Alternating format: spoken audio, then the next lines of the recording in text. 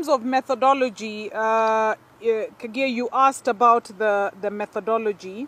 9,000 interviews conducted between the 23rd, what did I say to you, 23rd and 27th of May. They're generally computer-assisted telephone interviews, okay? So it is done using a method called CATI, which means that we call the respondents. Indeed, that is perhaps the only way we can expedite it in that short a time frame, but also because the questions were not many. The second question you then asked is, what was the success rate? The success rate generally for us is high because we go out with a specific percentage or sample that we have to achieve. So if there's a drop-off, we then substitute that drop-off for that particular sample area with another one to achieve the sample. So if our sample target was 9,000, we still wanted to achieve the 9,000, and it means therefore that if our respondent drops off for whatever reason, the rule of thumb is very simple, that we don't bias a respondent. We give the respondent 3 chances. So assuming we reach out and call you and you say, I'm busy, we call you 3 times. We cannot substitute you with somebody else. We call you 3 times. If after the 3rd time we are still unable to reach you, you are substituted with someone who would be similar to you in terms of your demographics. And therefore, we still try to achieve our 9,000 because 9,000 was our sample. Okay? So that then becomes our success rate. We are not doing it and saying we wanted to achieve 9,000, but we have only been able to because we called Kagia 3 times and we couldn't reach him, and there were maybe 100 of them.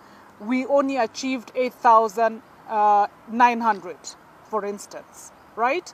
Because we want to be sure that when we are doing our analysis by the different administrative regions, the proportion to size remains as is and does not distort the numbers that we are looking at, right? Are you getting it? There are surveys where the success rate is then determined because we'll say we tried and all we could get was 50% of the sample. So is it fresh database or pre-existing database for the sample size? Fresh in what way? Did you use a sample size that you had previously in terms of database, or did you gather fresh database? We have a database right now ourselves, which I think is over maybe 1 million people, right? How do they qualify to be respondents in the survey? First of all, for you to be a qualified respondent, you must not have participated in a survey in the last, is it 3 months? 3 months, okay? So you are not a recycled respondent, right? And then secondly, the determination of whether you're going to be a respondent or not, Kagia, is not done by us. It's done by a computer algorithm, which is called a dialer. So the dialer then will run through all the contacts that we have and select the contact.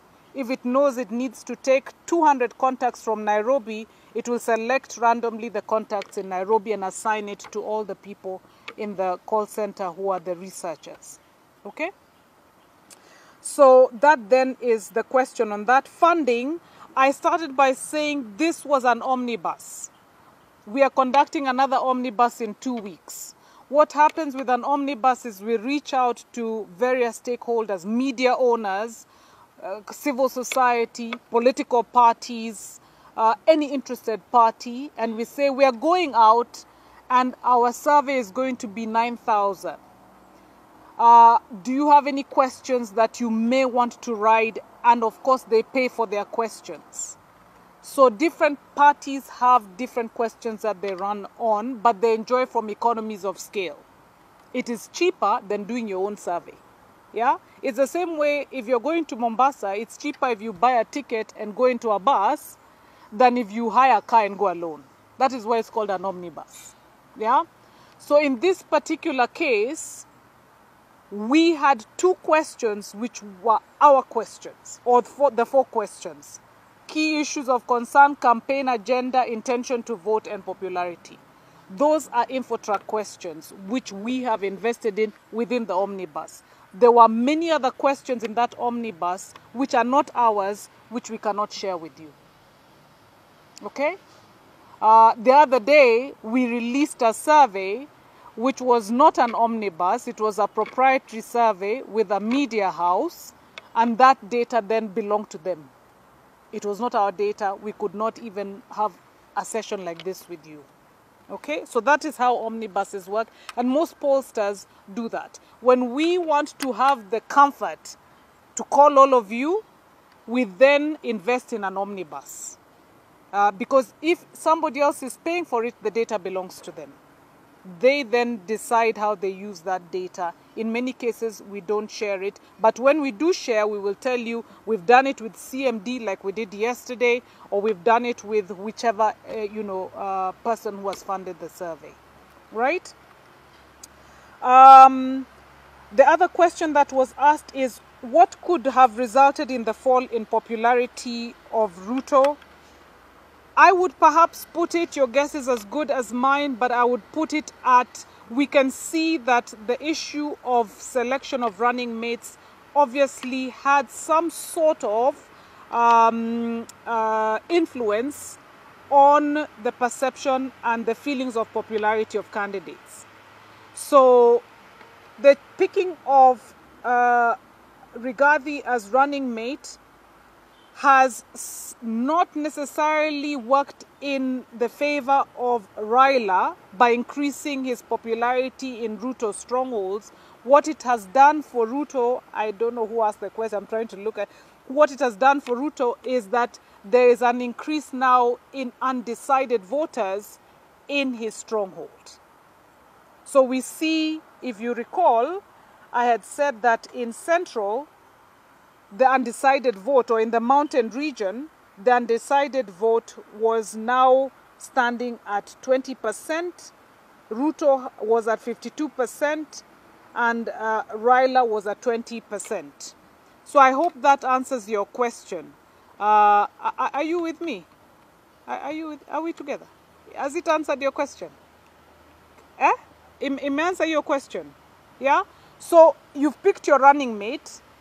I'm not saying now I've left you. I'm just thinking through whether I'm still going to be with you. So the undecided vote in the case of Ruto's stronghold, especially in Mountain, has increased somewhat, but it has not gone elsewhere. Yeah? So we see that when we did the survey before, they were both at 42-42. Raila has maintained at 42.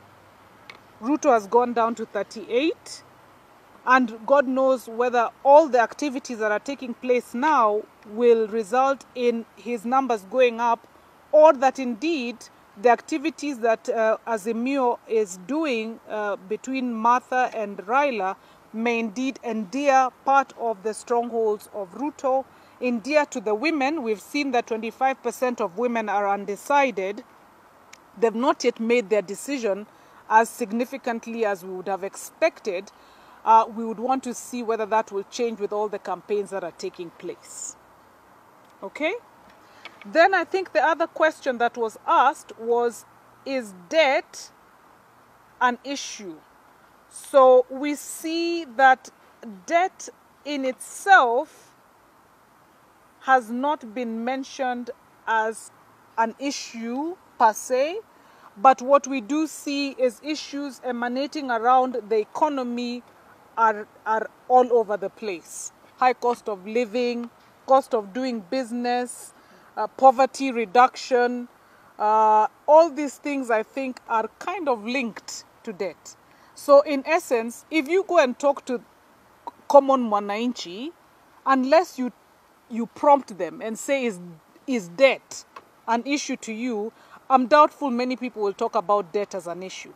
What they'll talk about is what is hurting them. And what is hurting them is that when they go to buy things today in the shop or supermarket, 100 shillings cannot buy for them what it could buy for them before. And we know that that is linked to the many things, including the cost of debt that we currently have in the country. Okay? Yeah. Any other questions? Yes.